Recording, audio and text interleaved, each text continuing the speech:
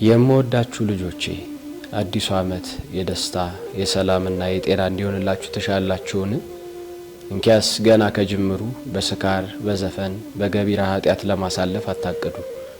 የአዲሱ ዓመት የመጀመሪያውን ዕለት ብቻ ሳይሆን እያንዳንዱን ቀን በገቢራ ኃጢአት አትጀምሩት። እግዚአብሔርን ደስ የሚያሰኝ ሥራ ምግባር ትሩፋት በመስራት አሃዱ በሉ እንጂ። ዕለታት ክፎች ወይም ጥሮች የሚሆኑት በተፈጥሯቸው እንዲያሆነው አይደለም። ዕለቱን ክፉ ወይም ደግ እንዲሆን የምናደርገው እኛ ነን። የአምናው ማክሰኞ ከዘንድሮ ማክሰኞ የተለየ አይደለም። የተለየ የሚያደርገው የእኛ ብርታት ወይም ስንፍና ብቻ ነው። የጽድቅን ሥራ የምንሰራበት ከሆነ አዲሱ ቀን ብቻ ሳይሆን አዲሱም ዓመት ለእኛ መልካም ነው። ኃጢአት የምንሰራበት ከሆነ ግን ቀኑ ብቻ ሳይሆን አዲሱ ዓመትም ክፉና መከራ የመላበት ይሆናል። አዲሱን ዓመት በበጎ ሥራ የምንጀምረው ከሆነ በዓመቱ በምናደርገው ማንኛውም ክንውን ላይ በጎ ተጽዕኖ ያሳድርብናል። በትጋሃ ሌሊት በቀዊም በጾም በጸሎት እንድንበረታ ስንቅ ይሆነናል። በስካር በዘፈን በሐዘን የምንጀምረው ከሆነ ግን ዓመቱን ሙሉ የተጎሳቆለ ጊዜ እናሳልፋለን። ሕይወታችንንም በከንቱ እንገፋለን። ሰነፍ ሰው ቀኑ ክፉ ወይም መልካም የሚሆነው በእኔ ምክንያት አይደለም ብሎ ያምናል። እንዲህ በማመኑም ክፉ ነው ብሎ በሚያስበው ቀን እንኳን ገቢረ ጽድቅ መስራት እንደሚቻል አያስብም። ቢያደርግም ትርጉም እንደሌለው አድርጎ ይቆጥረዋል። የጽድቅ ሥራ ለመስራት በተመቻቸለት ቀንም ልል ዘሊል ከመሆኑ የተነሳ ምግባር ትሩፋት ለመስራት አይሽቀዳደምም። ስንፍናውም ምን አይነት ጉዳት እንደሚያመጣበት አይረዳም። እግዚአብሔር የሚወዳችሁ አንድም እግዚአብሔርን የምትወዱት ልጆቼ፣ አንድ ክርስቲያን በዓልን ሲያከብር ግን ሳምንትን ወይም ወርን ዓመትን ጠብቆ ብቻ መሆን የለበትም ብዬ ነግራችኋለሁ። ከክርስቲያናዊ ተፈጥሮ ጋር እንደሚስማማ አድርጎ ዕለት ዕለት በዓልን ሊያደርግ ይገባል እንጂ ከክርስቲያናዊ ተፈጥሮ ጋር የሚስማማ በዓል ያደርግ ማለቴስ ምንድን ነው? እስኪ ሐዋርያው ቅዱስ ጳውሎስ ምን እንደሚለን አብረን እናድምጠው። በቅንነትና በእውነት ቂጣ በዓልን እናርግ እንጂ በአሮጌ እርሾ በክፋትና በግፍም እርሾ አይደለም። አንደኛ ቆሮንቶስ ምዕራፍ 5 ከቁጥር 8። ንጽሐ ልቦናን ገንዘብ ያደረገ ሰው ዕለት ዕለት በዓልን ያከብራል። ተስፋ መንግሥተ ሰማያት የተጠበቀለት ነው።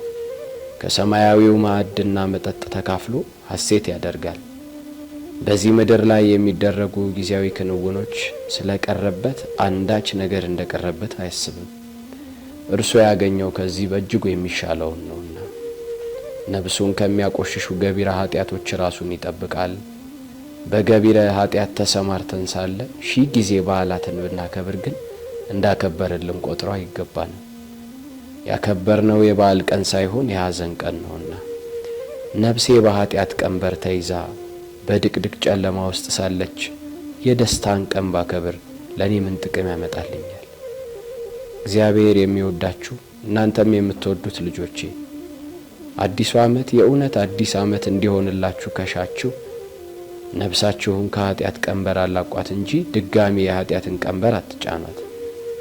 አሮጌው ዓመት እንዳለቀ ስታዩ እግዚአብሔርን አመስግኑት። ወደ ሌላ ዘመን አሸጋግሯችኋልና እግዚአብሔርን አመስግኑት። ልቡናችሁንም ውቀሱት። በዕድሜያችሁ ስንት ጊዜ እያለፈ እንደሆነ እያሰባችሁን ራሳችሁን እንዲህ ብላችሁ ጠይቁት። ቀናት እየሮጡ ነው፣ ዓመታቱም እየነጎዱ ነው፣ የዕድሜ መንገድም እየተጋመሰ ነው። ታዲያ ምን በጎ ምግባር ያዝኩ? ከዚህ ምድር የማልፍበት ቀን እየቀረበ ነው። ታዲያ ምን የጽድቅ ሥራ ሠራው? በዚህ ዕድሜ መስራት የነበረብኝ ምግባር ትሩፋት ዕድሜ ሲገፋ ማድረግ አልችልም። ታዲያ ዕድሜ ሲገፋ ማድረግ የማልችላቸውን የጽድቅ ሥራዎች እንዳቅሜ እያደረግኩ ነው ብላችሁ ራሳችሁን ጠይቁት። ተወዳጆች ሆይ አዲስ ዓመት ሲመጣ እነዚህን ነገሮች በጥንቃቄ ልናስብባቸው ይገባል። ይህንን እያደረግንም ስለ ቀጣዩ ዓመት ብናስብ ፍርድ አይሆንብንም። ቀኖቻቸው በከንቱ አለቁ፣ ዓመቶቻቸውም በችኮላ ይባልብንም። ዕለት ዕለት በዓልን እናድርግ ብዬ ነገርኳችሁም ይሄው ነው። የኛ በዓል ዘወትር መሆን ይገባዋል። የክርስቲያኖች በዓል በዓመታትና በቀናት ብቻ መወሰን የለበትም። ቤተ ክርስቲያንም በሳምንት በወር እንዲሁም በዓመት የሚከበሩ በዓላት እንዲኖሩ ማድረጓ ዘወትር ከዚህ ልንርቅ እንደማይገባ ማሳሰቧ ነው እንጂ ሌላ አይደለም። ይህንን በዓል በዕለቱ ማድረግ ለሁሉም ይቻላል፣ ለድሃውም ለባለጸጋውም ይቻላል። ይሄውም ባህል ማድረግ የጽድቅን ሥራ ሰርቶ መደሰት ነው። የሚያስፈልገውም ቅን ልቦና እንጂ ገንዘብ አይደለም። ወዳጄ ሆይ ገንዘብ የለህምን? ፈሪሃ እግዚአብሔርን ገንዘብ አድርግ። ፈሪሃ እግዚአብሔርን ገንዘብ ስታደርግ ገንዘብ ካላቸው በላይ ባለጠጋው አንተ ነህ። እንዴት ትለኝ ይሆናል። እኔም እንዲህ ብዬ መልስልሃለሁ፣ የእነዚያ ገንዘብ ያልቃል፣ ያንተ ግን ብልና ዝገት አይበላውም፣ ጊዜ አይለውጠውም፣ አያልቅም። ወደ ሰማያት፣ ወደ ሰማየ ሰማያት፣ ወደ ምድር፣ ወደ አየራት፣ ወደ እንስሳት፣ ብዙ የብዙ ብዙ ወደሚሆኑ እጽዋት፣ ወደ ደቂቀ አዳም፣ በጠቅላላው ወደ መላእክት፣ ወደ መላእክት አለቆች፣ ወደ ኃይላት ተመልከት። እነዚህ ሁሉ የአምላክ ፍጥረቶች ናቸው። የእነዚህን አምላክና መጋቢ ባሪያ መሆን ድሃ መሆን አይደለምና ድሃ አይደለህም ብዬ ነግርሃለሁ። ተወዳጆች ሆይ ቀናትን ቆጥሮ በዓል ማድረግ የክርስቲያን ግብር አይደለም፣ የአሕዛብ ግብር እንጂ። እንዴት ብትሉኝ የክርስቲያኖች ተፈጥሮ በቀንና በወር የተገደበ አይደለምና ሀገራችን በሰማይ ነውና ግብራችን ሰማያዊ ነውና ኅብረታችንም ከሰማያውያን መላእክት ጋር ነውና በዚያ መዓልት ለሌሊት ስፍራውን አይለቅም፣ ሌሊትም በተራው ለመዓልት አይለቅም። እዚያ ሁሌ መዓልት ነው፣ እዚያ ሁሌ ብርሃን ነው፣ እዚያ ሁሌ ማሸብረቅ ነው። ስለዚህ ከክርስቶስ ጋር ከተነሳችሁ ክርስቶስ በእግዚአብሔር ቀኝ ተቀምጦ ባለበት በላይ ያለውን ሹ እንደተባልን ሁልጊዜ ማሰብ ያለብን ይህንን ነው። ክርስቲያናዊ ተፈጥሯችን ከዚህ ምድራዊ አቆጣጠር በላይ ነው። በንጽህና በቅድስና እየኖርን ዘወትር በዓልን የምናከብር ከሆነ የዚሁ ዓለም ሌሊት ለኛ ሌሊት አይደለም፣ መዓልት ነው እንጂ። ዘመናችንን በሙሉ በገቢረ ኃጢአት፣ በስካር፣ በዘፈን የምናሳልፈው ከሆነ ግን መዓልቱ ለኛ መዓልት አይደለም፣ ሌሊት ነው እንጂ። ፀሐይዋ ብትወጣም ልቡናችን ገና በድቅድቅ ጨለማ ውስጥ ይኖራልና ቀን እንደወጣ አይቆጠርም። ከገቢረ ኃጢአት ሳይወጡ አዲስ ዓመት ሲመጣ መደሰት፣ ብዙ መብልና መጠጥ ማዘጋጀት፣ አዲስ ልብስ መልበስ ጥቅም የለውም። ነፍሳችን በኃጢአት እየተጨነቀች፣ ነፍሳችን ተርባና ተጠምታ ሳለ፣ የተዳደፈ የኃጢአት ልብስም ተጀቡና ሳለ አዲስ ዓመት ማክበር ለእኛ ምን ጥቅም አለው? በእውነት ያለ ሐሰት እነግራችኋለሁ። እንግዲህ ከገቢረ ኃጢአት ሳይወጡ አዲስ ዓመትን ማክበር ማለት ለእኔ እንደ ልጆች የዕቃቃ ጨዋታ ነው። ክርስቶስ ከዚሁ ሥራ አውጥቶናል። ከሕፃንነት አይምሮ ወደ ማወቅ አሸጋግሮናል። ከምድራውያን ለይቶ ከሰማያውያን ጋር ደባልቆናል። ስለዚህ መልካሙን ሥራችሁን አይተው በሰማያት ያለውን አባታችሁን እንዲያከብሩ ብርሃናችሁ እንዲሁ በሰው ፊት ይብራ እንደተባለ አፍአዊ ሳይሆን መንፈሳዊ ብርሃን ልናበራ ይገባል። ይህም ተስፋ መንግሥተ ሰማያትን የሚያስገኝ ነው። ወዳጄ ሆይ ቤቱ ቆሽሾ ሳለ ውጫዊ በሩን ብቻ ለማሽቀርቀር ለምን ትጨነቃለህ? ነፍስህ በኃጢአት ተዳድፋ ሳለ ሥጋህን ብቻ ለማስደሰት ለምን ትሮጣለህ? አስቀድመህ ቤቱን ነፍስህን ለማስዋብ አትሽቀዳደምምን? አስቀድመህ ለነፍስህ የምታስብ ከሆነ ከሰው እጅ ሳይሆን ከክርስቶስ እጅ ሹመት ሽልማት ትቀበላለህ። ሁል ጊዜ የማደርገው ነገር እግዚአብሔር ይከብርበታልን ብለህ አስብ እንጂ እንዲሁ በዘልማድ የምትመላለስ አትሁን ብዬ እመክርሃለሁ።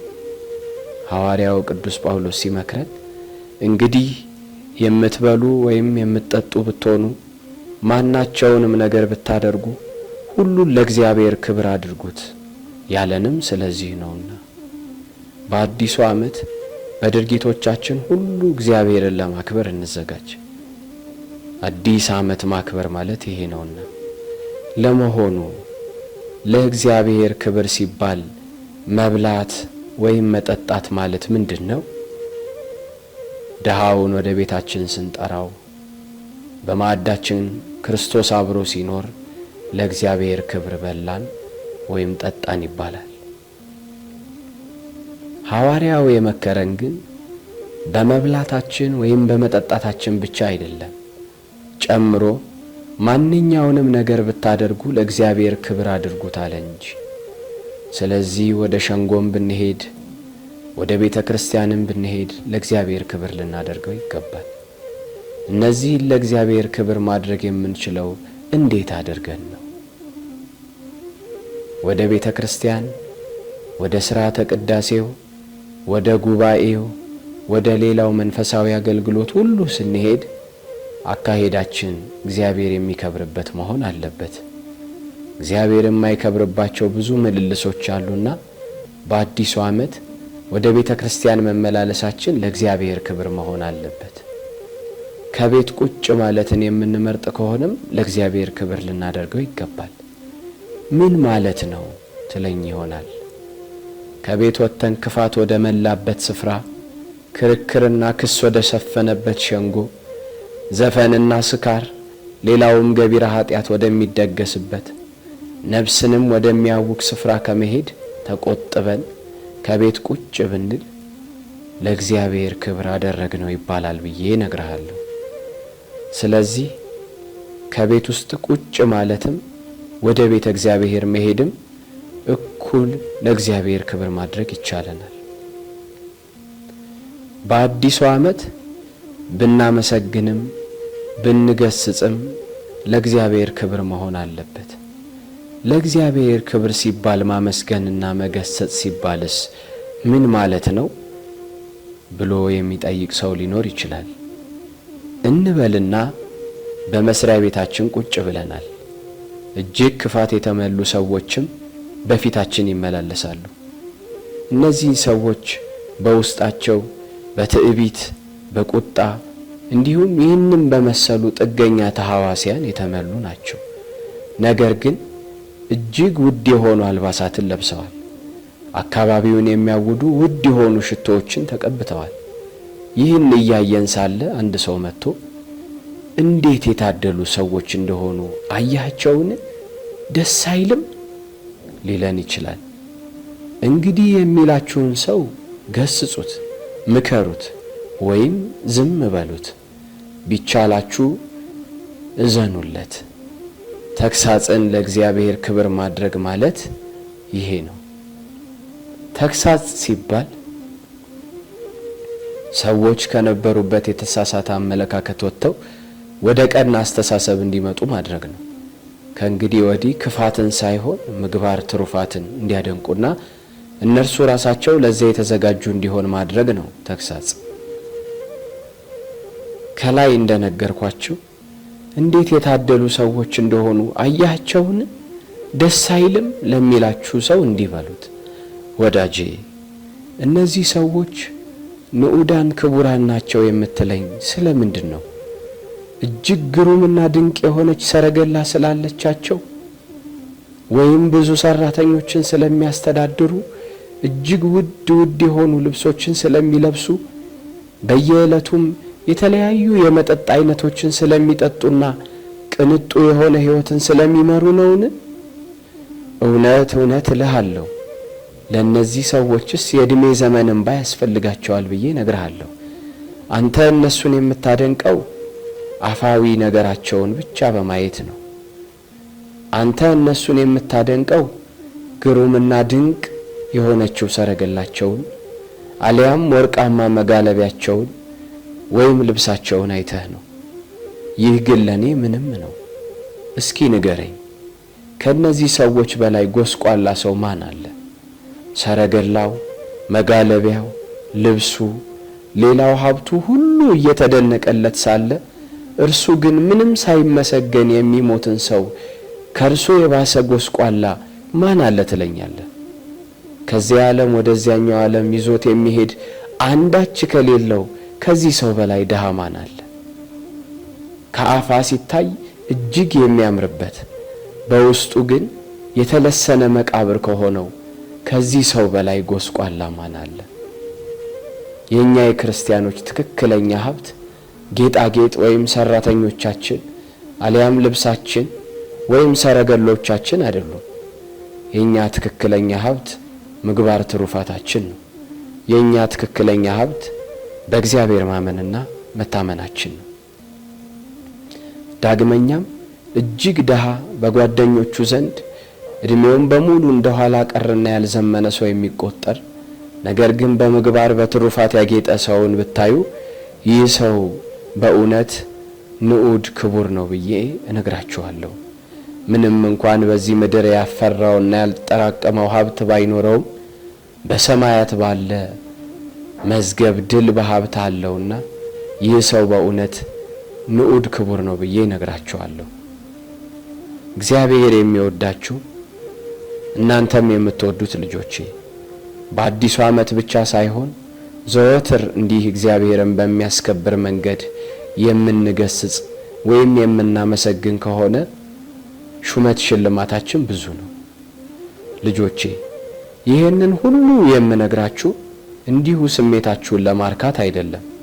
ይልቁንስ በአዲስ ዓመት ብቻ ሳይሆን በየዕለቱ አስተሳሰባችንን እንዲህ የምናስተካክለው ከሆነና እኛም እንደዚሁ በምግባር በትሩፋት ለማጌጥ የምንሽቀዳደም ከሆነ ሹመት ሽልማታችን ብዙ የብዙም ብዙ እንደሆነ እንድታውቁ ብዬ ነው። ነቢዩ ክቡር ዳዊት ስለዚሁ ጉዳይ ምን እንደሚል እስኪ አብረን እናድምጠው። በአንደበቱ የማይሸነግል በባልንጀራው ላይ ክፋትን የማያደርግ ሰርቆ ቀምቶ እናት አባቱን የማያሰድብ እኩይ ምግባር በፊቱ የተናቀለት እግዚአብሔርን የሚፈሩትን የሚያከብር ለባልንጀራው ምሎ የማይከዳ ገንዘቡን ባራጣ የማያበድር ከድሃው መማለጃን የማይቀበል እንዲህ የሚያደርግ ሰው በመከራ ሥጋ መከራ ነፍስ ለዘላለም አይታወክም። ይህም ማለት ክፋትን በመጠየፍ በጎም በማመስገን እግዚአብሔርን የሚያከብር ሰው ነፍሱ ለዘላለም አትታወክም ማለት ነው። አዲስ ዓመትን ማክበር ማለት እንደዚህ በሁለንተናችን አዲስ ሰው ሆኖ መዘጋጀት ማለት ነው። ምስጋና ይሁን አነሳስቶ ላስጀመረን አስጀምሮም ላስፈጸመን ለአብ ለወልድ ለመንፈስ ቅዱስ እስከ ዘላለሙ ድረስ አሜን።